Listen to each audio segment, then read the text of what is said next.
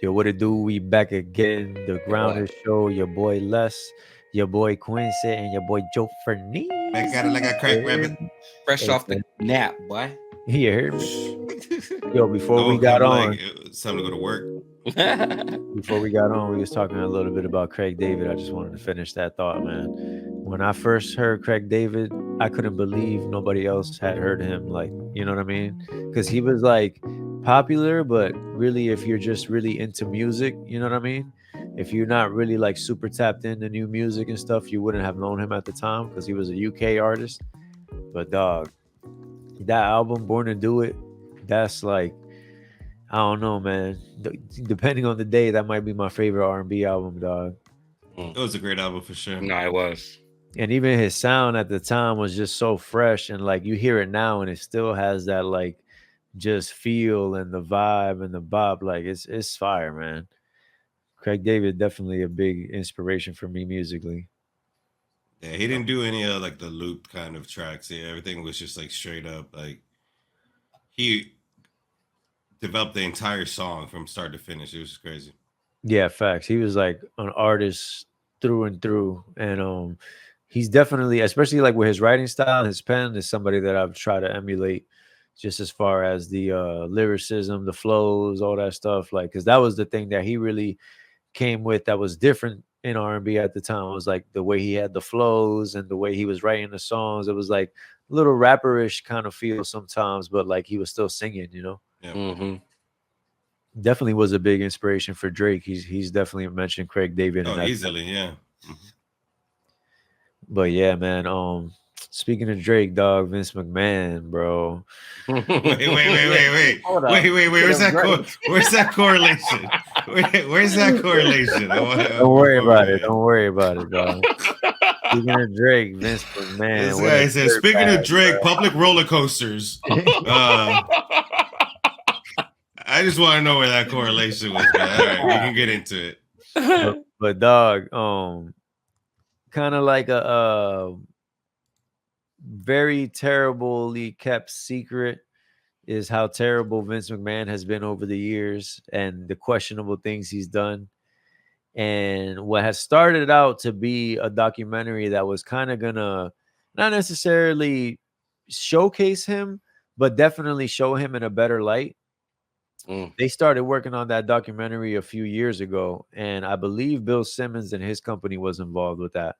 And they ran into a few hiccups here and there.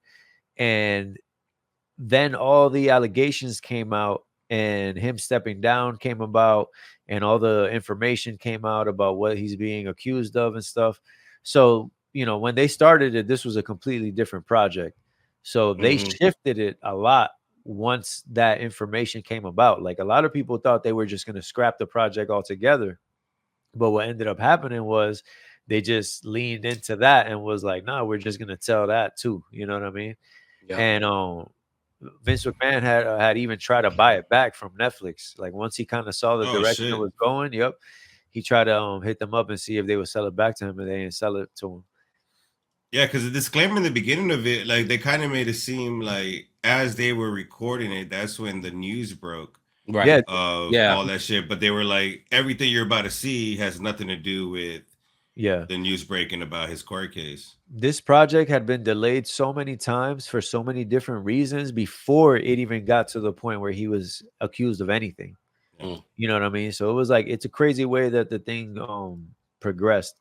But I'll let Quincy get into it because he's deeper into the documentary right now. I haven't seen any of the episodes, but I'm definitely familiar with the situation of the documentary itself because one of the guys that was heavily involved in the documentary, I listened to his podcast.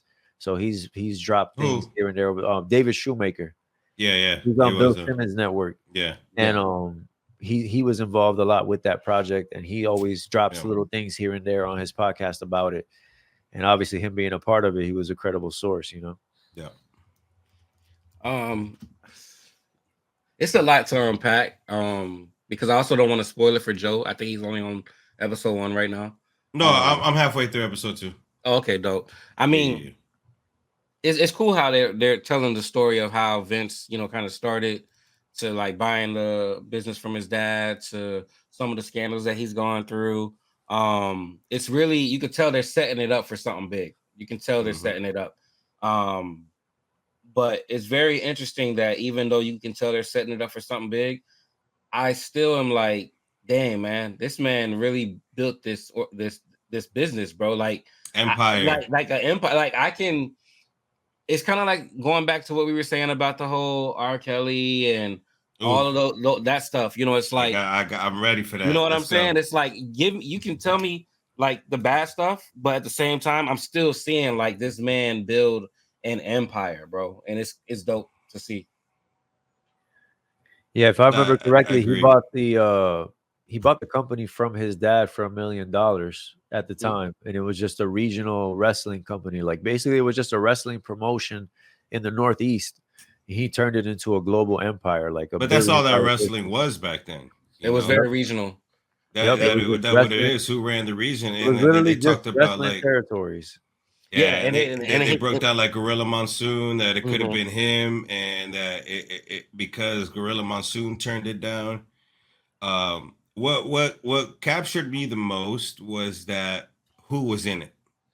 mhm, You know, there's a lot of documentaries that happen today where a lot of the prime individuals who took place in the story do not even participate in the interview or the Yeah, document in general. But this had his son, his mhm, daughter, Triple H, mhm, Stone Cold, mhm, Hulk Hogan, The Rock, Eric Bischoff, like everybody who ever mattered in wrestling alone, mhm, and probably thankful because of what Vince McMahon set up, they all are part of this documentary. There's not a person who mattered who's alive today that is not part of this documentary. And that shows and proves two things. One, how big of a person this guy was, and how big of a thing that he made was. And mhm, they're yep. like, all right, no, we all gonna come here and talk about what happened. mhm. Yeah, man. Hey, and real quick, I was just gonna say, like, I remember being a kid and you know watching WWF, and then I never realized the transition of me watching WCW and watching this documentary. I'm Mm-hmm. seeing how it happened with Ted Turner having the amount of money that he had to push WCW, and it's very interesting to see how Vince McMahon combated that, to make WWE the better product with less resources. Yeah, he went against Goliath and won. You know what Yeah, I mean? He yeah. took on a TV network with a quote unquote unlimited budget, and he was a mom and pop company at the time. I think they had went public. I think after that, or maybe right around that time, Yeah. WWE went public. So they were a private company that whole time, which Mhm. is crazy. You know, you going against Turner and the Turner Broadcast Network, like And not only just that, like the business decisions he made, because that, like when Hulk Hogan turned into Hollywood Hulk Hogan and he joined the NWO, and that night that he premiered on Nitro on a Monday night, that was the biggest night in WCW ever. Mhm. And for him to flip that and recover from that and end up dominating and still take that back and buy that whole company out, like this dude was a mastermind. yeah. Mhm. He was a mastermind at this. And thinking about it nowadays, this is something I didn't think about at the time when I was watching wrestling, or even like in the early years after, like, you know, in my 20s, 30s, whatever, is the fact that Vince McMahon kind of saw with WCW, like, dang, the stuff that I'm doing works and it could succeed on a national level Yep. easily Yep. because that was his talent. He built that talent. I Mm-hmm. mean, they really just went to WCW and tried to follow the Vince McMahon model to the Yep. point where they even hired some of their writers to get it to be like their show, like WWE. You know what I mean? So it's great. It's like you said, Quincy, the business that he built, the empire that he built, for the company to get sold for how much money is, I mean, billions of dollars for Nine them to billion, do right? $1 billion At nine deal with nine, I think. Yeah. Netflix. Like, I mean, it's crazy, bro. Yeah. Crazy. No, and he single handedly came up with the idea for WrestleMania. Yep. Yep. And that's what they went through in episode 1. Like him and wifey was on a vacation, and they thought they were taking a break from everything. And the day they got back, he said, "We're gonna do the Super Bowl of wrestling. Yep. We're gonna do and we're gonna call it WrestleMania." Nobody ever had that. Nobody ever even thought of that. And literally, that's how he set wrestling up. And still to this day, the process of wrestling is a season, and it ends with WrestleMania, which is like the Super Bowl, and then the season starts over with all the storylines again. And it's Mm. Like, continued yearly ever since he started yeah, it. still to this day, and it's one of the biggest events ever in history. Like there's nobody ever done He that. There literally wasn't mortgaged his writers. house against that event. Yep. Like Mortgage house. if WrestleMania wouldn't have worked, the first one, he would have lost his house and he would have been done Everything. for. You'd have been cooked. Literally. Yeah, and that wifey was watching. We were like watching it today, and she was working from home today, and she was watching it, and it kind of touched back with like the same conversations we have with like, all these people like, with Michael Jackson, R. Kelly. We talk about Lou Pearlman, what he did for the world with boy bands, and like Diddy and what he did with hip hop and R&B and all. It's like, you got to be a sick, crazy fuck to be a genius and create this shit, because everybody who's ever created something so impactful and so major are like crazy sick fucks at the end of the day. It's like, it's just something that comes with the territory, man, because it's like, God. Yeah, bro. It's crazy you said that, because I was literally about to transition into Mercedes Moné, which was Sasha Banks in WWE, but now she wrestles for a different company called AEW. And she was on the Breakfast Club this morning, and they asked her like why she's not on WWE anymore, like what made her go to AEW, and she straight up said it was, and this is a direct quote, "A lot of personal stuff happened with myself and the chairman at the time, which was Vince McMahon. And I didn't like how he talked to me and how I was, just talked down to. And I was like, it's time to legit listen to your soul and your heart. There was a light that came to me one day, and I just left WWE. My guides told me, and I'm guided to being a 2-time champion in AEW." But basically, she, and that wasn't the only thing she said. She also said, that day that he talked to her a little crazy, and then she's like, it was enough. Enough was enough. I mean, she's gotten into it in different interviews here and there, but just imagine somebody that they're just dreaming of being a WWE superstar their whole life. They get there, they're on top. They main event of WrestleMania, the event we was just talking about, and they still leave because this dude is such a piece of trash that you don't even want to be living your dream because he's around. And it's great. It goes to the conversation we had last week. Like, there's a golden ticket to success, and that formula works. And if you follow it, you can succeed, but you have to give up a part of you to do that. And there's a lot of people who do. There's a lot of people who don't. Yep. And then there was also like a rumor online that, because basically once she left and said that she wasn't going to resign with WWE and quit, they the whole thing with Vince McMahon happened around that time. So Vince had stepped away, and once Vince stepped away, allegedly Triple H had reached out to Sasha Banks like, "Hey, he's gone. He's not here no more. It's a whole different thing going on now." And she almost came back, but she ended up going to AEW, I believe, because they offered her the most money a woman has ever gotten paid in wrestling. I think she got like $5 million or something from them. Wow.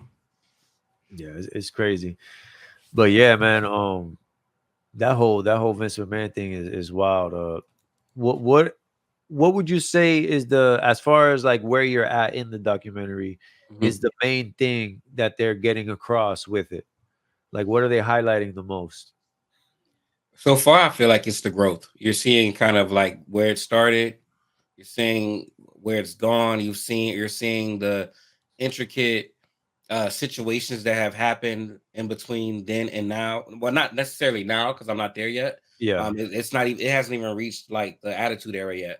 So it seems like it's very much an arc. Yeah, and it's showing like chronologically the ups and downs. Like it showed the WCW situation. It showed the allegations with the women referee. I can't basically the one that accused him of sexual assault. Yeah. It's showing that case. It's showing the case with the steroid usage. Hmm. So it's showing the ups and downs chronologically, and it's pretty dope. Yeah, that's Yeah, I think wild. it's a conflict. You know, it's a conflict of any documentary that we see today of people who have done so much good, but at the end of the day, they've done so much bad. And it's important to see how much good they've done, but everything they sacrificed and all the people they've hurt in order to do that much good. And it allows the viewer to determine how much good can outweigh the bad, how much bad can outweigh the good. Yeah. I got like a little theory that I always think about when it comes to what you had said, Joe, about if people have to be sick to basically get to a point where you're creating something, that's legendary, that'll last forever, quote unquote. You know what I mean? And it kind of always makes me think of it this way. For you to get to that point, you got to have a lot of people in your corner, a lot of people in your corner with money, a lot of people in your corner that believe in you, a lot of people in your corner that are going to support things that you're going to do. And I just feel like for you to get to that point where you can generate that much money and support, you have to be compromising yourself to these people because there's no way that you're aligned with so many different people. Yeah. The type Hmm. of network you have to have, there's just no possible human way that you see eye to eye with even half of these people, or that you respect them to the point where like you feel like they're a real equal to you. You know what I mean? So it's like when you're compromising yourself so many times to get what you want, it kind of like one hand washes the other type of thing. You know what I mean? Like it just is gonna lead you there. It's a slippery slope, bro, and it's so easy to just do that first little thing, and then the rest of it is cool. You know what I mean? I agree. And then they even have Linda McMahon, his wife coming up in the game. She was on there. And it's just like every single person who is there knew the impact he had on Yep. wrestling as a whole. And he's like and the whole thing was like they call him the pro wrestling,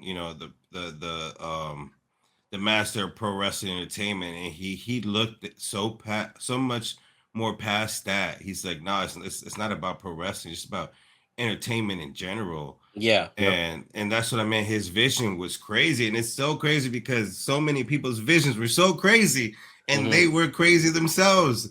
And it's so difficult to appreciate how great they were because so much negative stuff came from that, and it's so hard. And I think we're continuously seeing that with people in the industry and entertainment more and more now get exposed, and it's like, oh man, but they did so great of what they did. Yep. What I And thought you was go ahead. real quick, what I thought was dope too was that, to see that yes, his father had a business, but his father wasn't even in his life for a long period of time. No, You know, he was and looking for that recognition from his father for he a was long he was time. fighting for the recognition.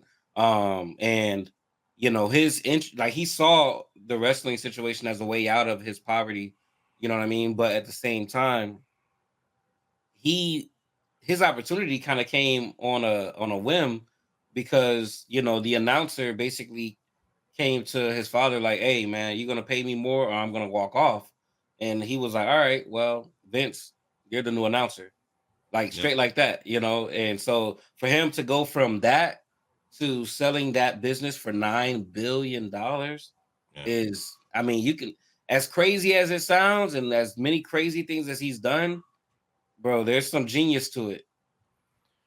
Yeah, It's that's a tough, fact. man. It's a balance that you gotta appreciate the madness of that genius, but at the same time understand like the shit that he did hurt a lot of people Hmm. and fucked up a lot of people's lives at the same time. It's just, Hmm. Yeah. One of the things and obviously this is not referring to any of the devious things people have done that can clearly be avoided. But a lot of people do say that when you're making decisions on such a large scale, you're always gonna break a few eggs, you know what I Hmm. mean, to make an Hmm. omelet, crack a few eggs to make an omelet, because you can't please everybody, you know what I'm saying? Obviously, it doesn't excuse, disgusting behavior and treating people like they're subhumans. Hmm. But there is like certain things like on the more lighthearted side, like what happened with him and Bret Hart. You know what I mean? Where like Yeah. Hmm. Bret Hart tried to, leave with the championship, and Vince kind of screwed him over so that Yeah, it came off Montreal well. screw job. Yep. Mm-hmm. Like that kind of thing, you could respect because it's like, bro, at the end of the day, this is his company. He got to preserve the company. Yeah, You know what I mean? Yep. Yep. But and you got. I wouldn't say give him grace, but it starts off with saying like he has played this character for so long. He's like, I don't think anybody knows who the real me is. Even his daughter is like, I don't think anybody knows who the real him is because he spent his entire life playing this character for a reason to build what he built. Like he has never really been able to be the real him. And that's when you get into that thin line between who the world expects you to be versus who you really are. And it's really easy to lose yourself in that. yeah, and even just considering which part of it is important. You know what I mean? Like, what did he gain by not just finding himself and being the best person that he can be? If anything, it made him lose everything. Big talk. You know what I mean? Now he's going out sad. Like just Bill Cosby, same thing, bro. The legacy he built, and he just went out sad. You know what I mean? A old man blind in prison, they let him out just to live his last days, and it's like you're just living in exile, kind of like. Mm-hmm. It's just so many avoidable things that there's no excuse for. But then at the same time, it's like, what do we know when we have never been in that situation? You know what I mean? Like with so many things like weighing on you, and you at the center of like, because if he's selling a company for $9 billion, that means that's how much money they're expecting it to generate, plus and then some, because they're not trying to get it just for, you know what I'm saying, just for to break even. They're trying to actually make money with this thing. So they're saying the thing you built will generate billions of dollars. Like, ain't no way it's easy to get a full night's sleep when you're at the head of a, billions of dollar company, Yeah. No, and it's like I always go back to like the Thanos quote in Endgame. It's like where his daughter's like, did you do it? Yes. And what did it cost? It's like everything. Yeah. Just to get there, it cost everything you ever had in life just to accomplish that one little thing you wanted to do. And it's Yeah. I, tough, man. I feel like that's always like a constant push and pull just with regular people from the point of view of what is your life? Is your life, or is your life's work? You know what I Yeah. mean? Like people focus on different things when it comes to how they look at their life playing out. And some people are focused on the times that they have. They focus on being able to reflect on a great journey. And some people want to be able to reflect on the work that they've done, the legacy they left behind, things that they did. You know what I mean? Some people obviously want a bit of both, but it's just something that ties into just the everyday struggle of everybody, where you're just trying to like figure out, okay, how am I gonna play these things out to get to where I want to be, but also like not lose myself. Mm-hmm. Not give everything up. Yeah, and it's tough, man, because like I said, we grew up on wrestling. We grew up in one of the best eras in wrestling ever. We got to witness that firsthand with The Rock and Stone Cold and everything that happened during that era. And that was all 100% driven by Vince McMahon and his vision. And just to see it deteriorate now, and like Triple H is doing a good job continuing it, but just remembering how it started and then being able to give Vince McMahon an appreciation is hard. It's hard to do for people like us who witnessed it firsthand and are old enough to understand what he did was fucked up. Yeah, but Uh, oh, go ahead. I'm sorry. no, that's what I'm getting at. Yeah. But what I was going to say to that was that, but I also think so. We always talk about wrestling, and how people always are like it's fake. But then real wrestling fans are like, yeah, we know it's fake, but we buy in because it's an art form. It's a Mm-hmm. I mean, we appreciate the entertainment of it. And I think for me, what makes Vince McMahon who he is his ability to take real life situations and make them part of the art form. Like for example, with the Montreal screw job, when he did that, that's when he became an on-screen villain. Yeah. You know what I mean? As part of the script, you know, And he turned took up the that situation business. and Turned turned up up the the business. business, and that was like the beginning of the Attitude Era. You know what I Yep. mean? Yep. He was the bad guy to Stone Cold, and everybody wanted to see his boss get his ass beat, and Mm-hmm. it just took off to a new level. Mm-hmm.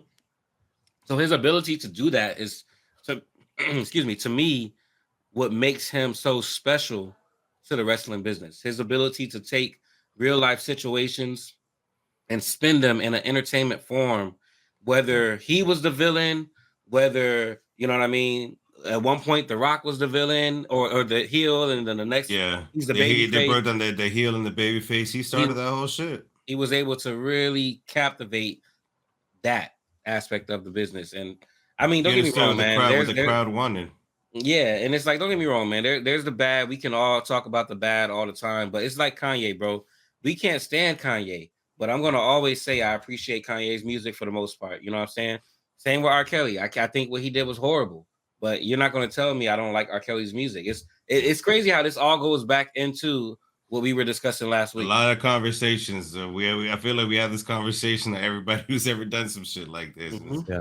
It's tough, I would man. like to kind of do my own research and see if this is like a cyclical thing, just because I feel like this is like kind of like the era of people just getting Getting exposed exposed. and Yeah. stepping down. You know what I mean? Like, I wonder if like it happened in the 80s too, and like the 60s too. You know what I mean? Like, Yeah. And it'll that's what I be think curious about to back see. then, like Harvey Weinstein and everything that happened with him, but all the things that he made happen, it's a lot. It's a lot. And Yeah, like Jeff Bezos and the shit that's coming out of Jeff Bezos and what he did. Steve Jobs, the shit that Steve Jobs did. Like these are yeah, people who led and created empires, revolutionary shit that's nobody ever done.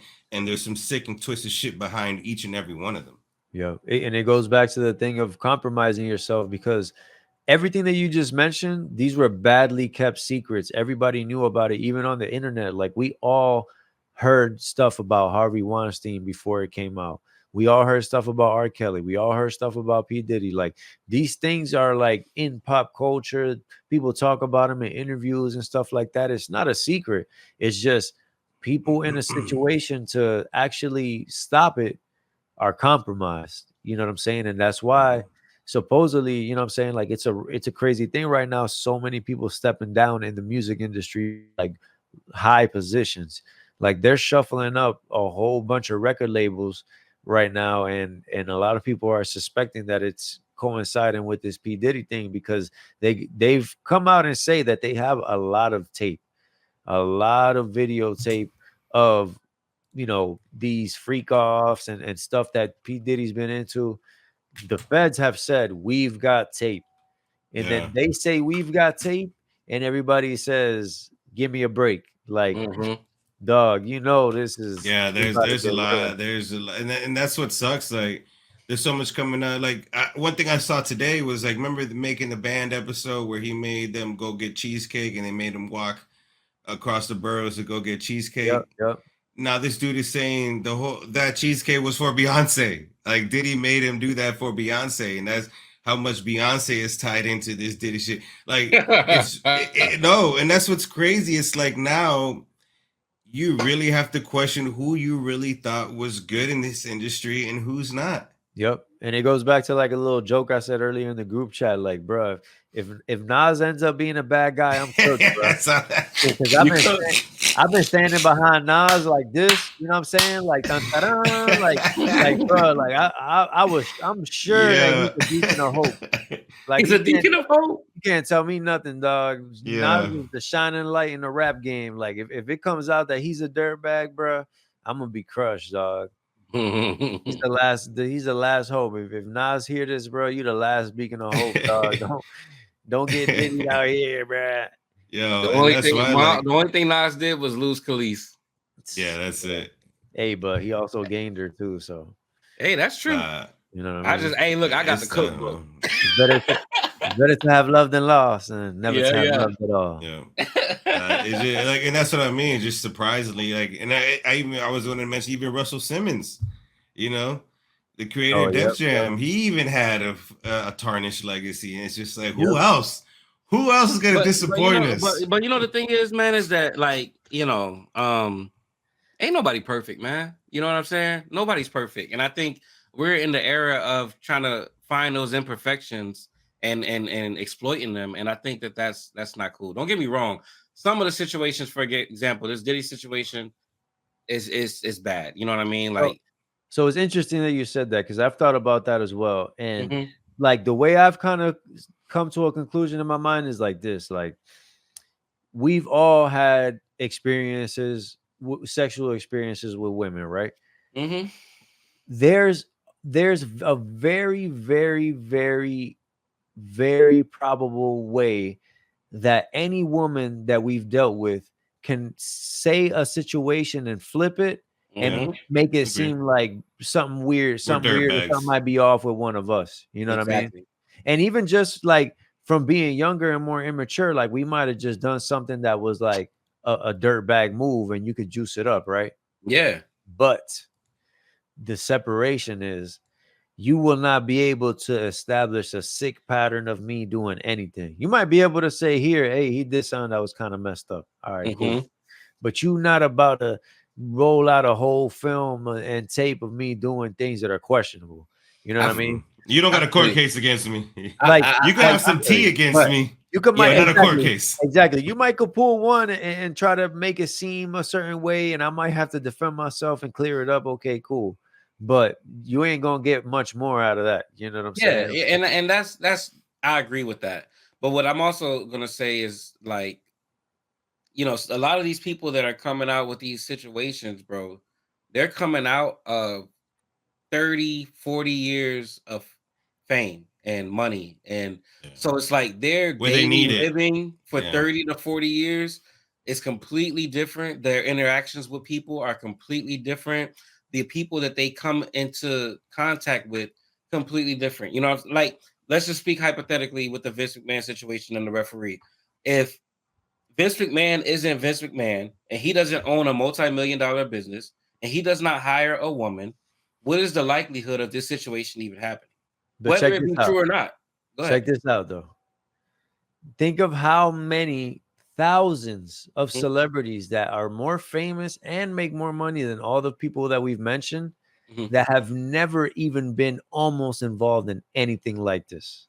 And Very I true. agree with Very that. true. But what did Joe just say? Joe said, "Yeah, they're coming out now, and they're saying that situation was for Beyonce. What does she have to do with it?" And then And all of a sudden I'm it scared for unraveled. Jay-Z, bro. But I'm scared for Jay-Z. people are already talking about Jay Z. I'm scared for People are already talking Jay-Z, about, dude. but that's my point. That's my point is that when you have this power and this fame for as long as these people have had it for, it's only a matter of time before you do something and it comes to light. It's only a matter Yeah. of time.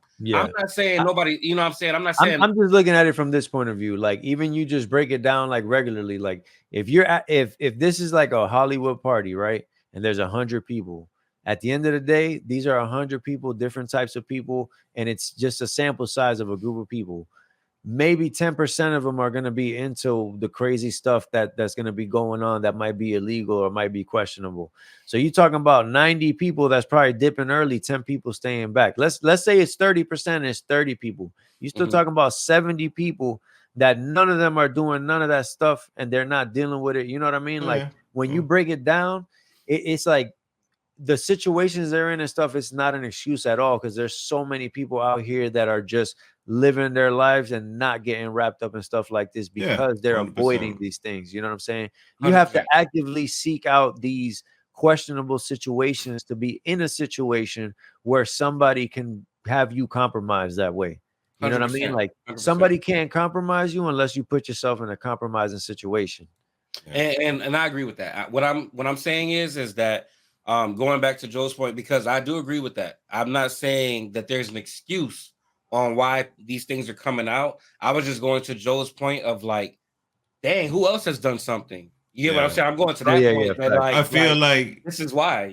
all this stuff that's getting exposed gives credibility to rumors we've heard in the industry so much. And like it's for Jay-Z, I remember one of the biggest rumors I've heard is that he was with Rihanna when she was underage and he gave Mhm. her an STD. And that's the reason her and Chris Brown fought that night because he found out. And like, if that ends up being true, and he ruined Chris Brown's entire career and never came true to it, it's like now it gives credibility to the rumors because all this shit we've heard as rumors in the past are suddenly coming to light to be actually true. Yep. It's giving credibility to the shit that we didn't want to believe was true, and it's giving credibility that it might be true. Of the people who we admired and said, nah, they would never. Like, we're finding out little by little every single day. Oh, that shit was true. They might have. They might That shit have. might have happened. And But it kind yo, of you know what? Go ahead. No, go ahead. no, go ahead, because I was gonna kind of tie it all in with what I was gonna say. But you know, there's a lot not a documentary, but there's like this thing out that's basically goes into and dives into Jay-Z's lyrics about how unfaithful he was through his lyrics to Beyonce before all of the Lemonade stuff. And so like even those kind of things where it's like people have been looking at this stuff for a long time and it's just never been concrete evidence. And now with like what I said before, 30, 40 years later, people are like, you know what, I'm tired of holding this secret. Yeah. And to kind of like tie it in with what you was just saying, Quincy, about like the situations they be in, you think about it from the point of view of like us being like regular guys, quote unquote. It's something where we know that if we would have done certain things at certain points, we might be further ahead in certain situations, but we wouldn't be cool with what we did. Right. You know what I mean? Like, if we know that, then you got to consider, dang, maybe a lot of these people that are in a position of power or just higher up in a place where they're able to generate so much income and support, they might have to be compromised to get to that position, period. They did some shit. Yep. And that's something that I always think about. And even to kind of wrap it up, tying it into something Joe's been talking about recently, the streamers. That's why I feel like a lot of them are making so much money and just kind of staying to themselves, because it's like they don't got to deal with execs. They don't got to deal with, putting together projects with questionable peoples and stuff. They just pay somebody an exorbitant amount of money. Hey, pull up for a stream. This is how much money. Come on, because I'm going to make it back with the subscriptions and the ads or whatever. You know what I'm saying? So, it's definitely dope that nowadays with the internet and everything, you got a way to kind of push along and not have to deal with those type of people. Yeah. No, I'm definitely excited to it's 6 episodes, the documentary. It's on Netflix called Mr. McMahon. I'm definitely excited to go ahead and finish that. Maybe we can talk more about it. It shows how we definitely will talk more about it. How many wrestlers actually held him down. Oh my God. Yeah. Fact. Like that one wrestler who slapped the fucking interview, Hulk Hogan choking this dude out on a late night show just to prove wrestling is real. It's real, bro. Yeah. A lot of people held him down. Just like the documentary, I think this is going to be a little series almost like of us bringing this up over the next couple of weeks, because there's definitely a lot to dive into. Yeah. Oh yeah, for sure. But yeah, man. Y'all got anything y'all want to leave them with? Hey, man. Not over here, dog. What you got, Les? Hey, man. All I got is the butter I'm staying.